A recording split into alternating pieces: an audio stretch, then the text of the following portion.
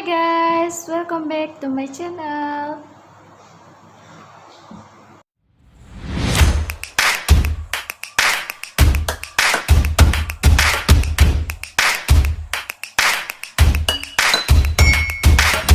TunePocket.com.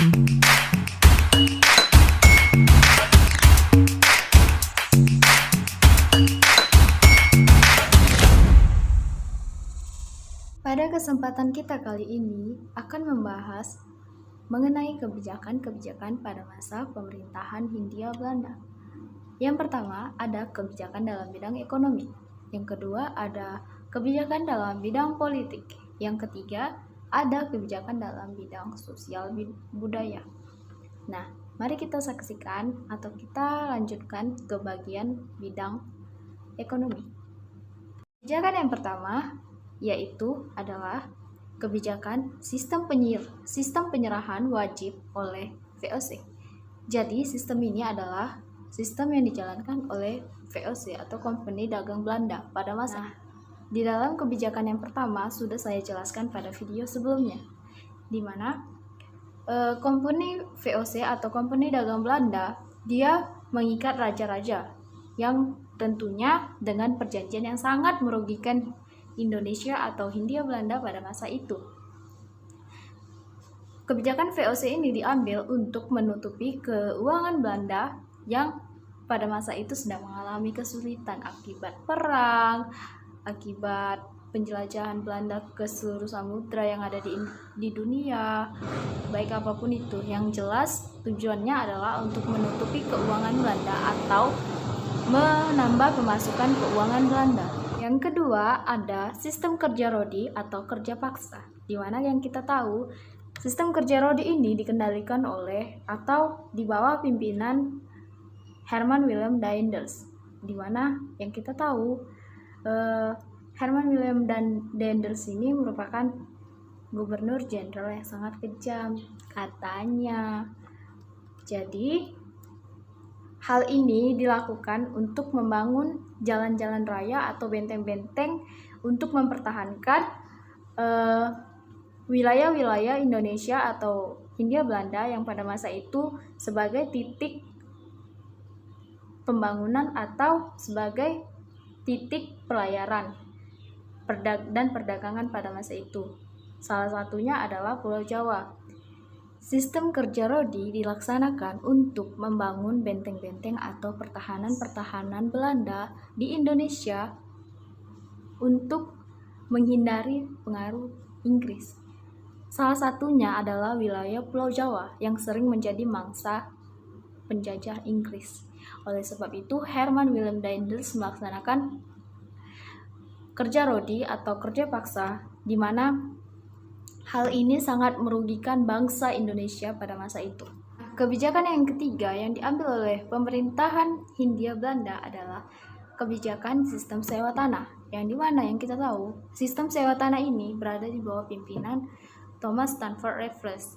Pada masa itu kebijakannya adalah yang pertama, penyerahan wajib yang dilakukan oleh VOC pada masa dulu sebelum pemerintahan Raffles dihapuskan, dan kebijakan pada masa Herman Willem Daendels yakni kerja rodi dihapuskan juga. Yang kedua, hasil petani dipungut langsung oleh pemerintahan Hindia Belanda atau pemerintahan Belanda tanpa perantara oleh bupati.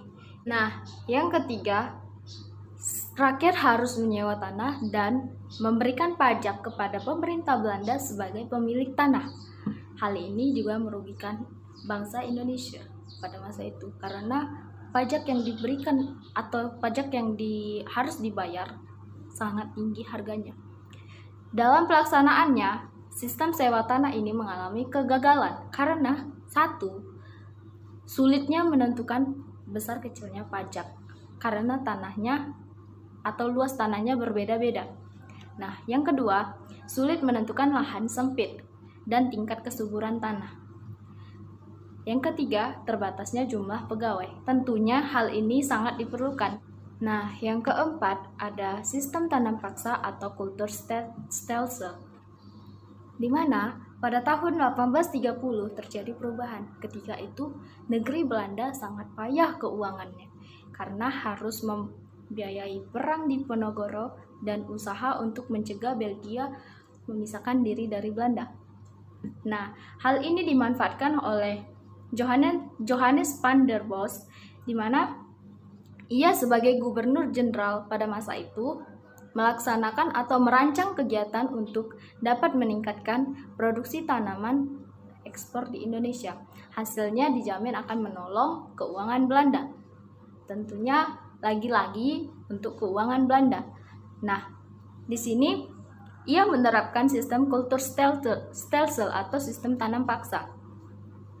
Tanam paksa mencapai puncaknya pada tahun 1830 sampai 1840, di mana pada waktu itu Belanda menikmati hasil tanam paksa dengan harga yang tertinggi atau kurva yang tertinggi pada masa itu. Rakyat Belanda tidak mengetahui sama sekali kekejaman Gubernur Jenderal Belanda di Indonesia. Oleh karena itu, terdapat pro kontra yang terjadi di negeri Belanda. Kekejaman itu sangat merugikan rakyat Indonesia.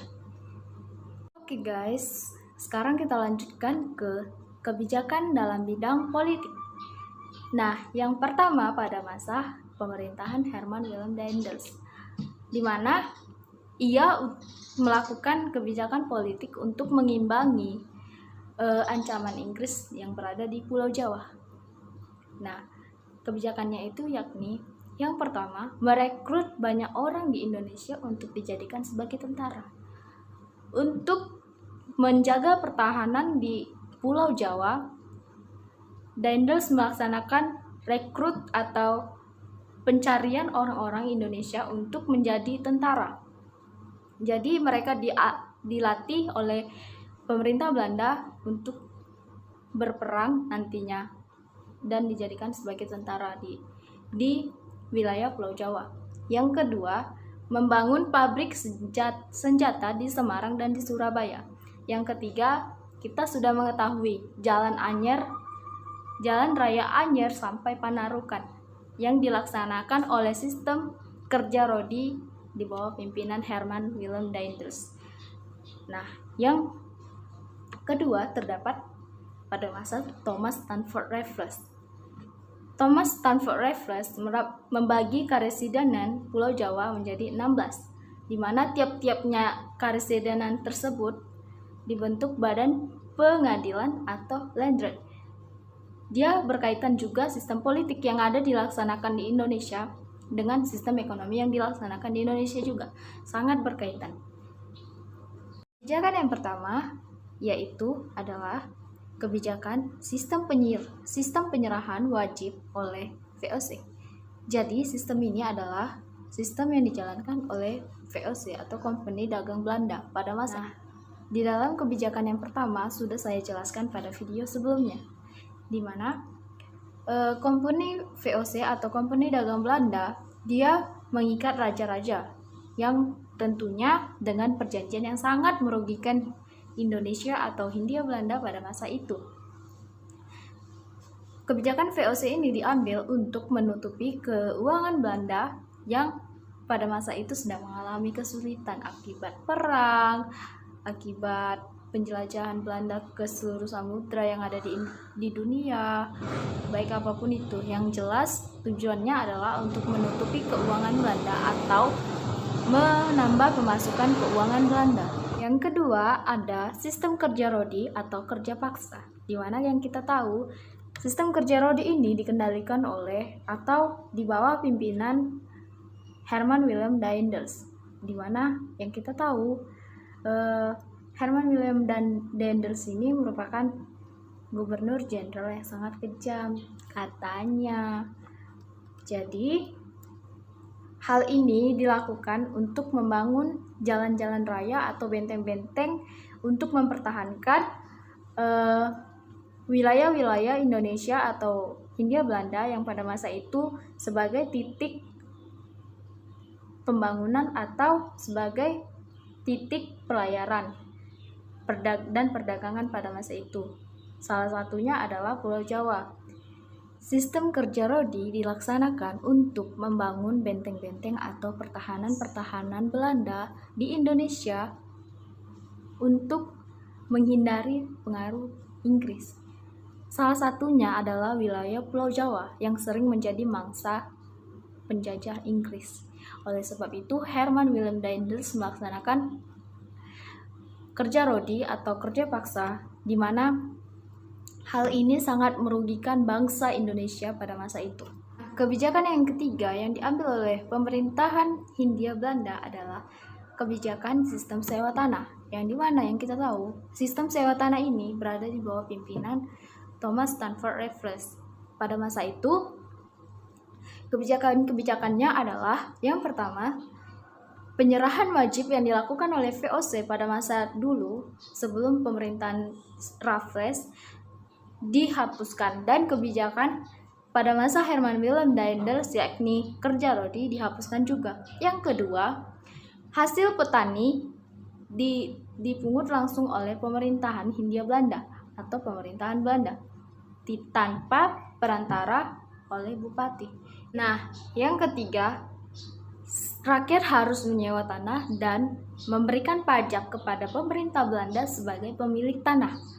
Hal ini juga merugikan bangsa Indonesia pada masa itu karena pajak yang diberikan atau pajak yang harus dibayar sangat tinggi harganya. Dalam pelaksanaannya, sistem sewa tanah ini mengalami kegagalan karena satu, sulitnya menentukan besar kecilnya pajak karena tanahnya atau luas tanahnya berbeda-beda. Nah, yang kedua, sulit menentukan lahan sempit dan tingkat kesuburan tanah. Yang ketiga, terbatasnya jumlah pegawai. Tentunya hal ini sangat diperlukan. Nah, yang keempat ada sistem tanam paksa atau kultur stelsel, di mana pada tahun 1830 terjadi perubahan. Ketika itu, negeri Belanda sangat payah keuangannya karena harus membiayai perang di Ponorogo dan usaha untuk mencegah Belgia memisahkan diri dari Belanda. Nah, hal ini dimanfaatkan oleh Johannes van der Bos, di mana ia sebagai gubernur jenderal pada masa itu melaksanakan atau merancang kegiatan untuk dapat meningkatkan produksi tanaman ekspor di Indonesia. Hasilnya dijamin akan menolong keuangan Belanda. Tentunya lagi-lagi untuk keuangan Belanda. Nah, di sini ia menerapkan sistem kultur stelsel atau sistem tanam paksa. Tanam paksa mencapai puncaknya pada tahun 1830 sampai 1840, di mana pada waktu itu Belanda menikmati hasil tanam paksa dengan harga yang tertinggi atau kurva yang tertinggi pada masa itu. Rakyat Belanda tidak mengetahui sama sekali kekejaman Gubernur Jenderal Belanda di Indonesia. Oleh karena itu, terdapat pro kontra yang terjadi di negeri Belanda. Kekejaman itu sangat merugikan rakyat Indonesia.